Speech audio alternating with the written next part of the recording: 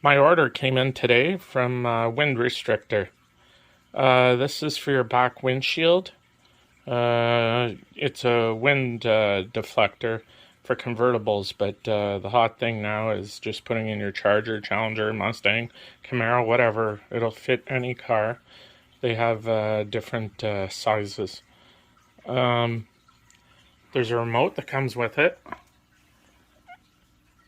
Any button, there's all different settings for flashes.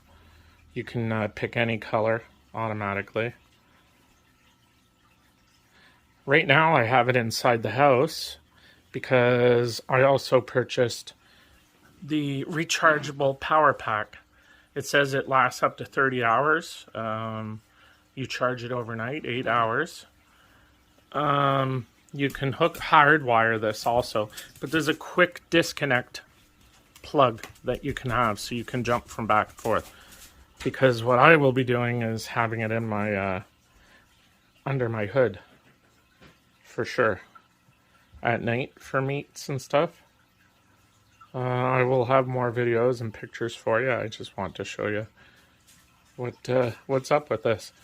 Also, if you go to their website right now, my usual discount code MANGO392 is for 10% off. MANGO 392.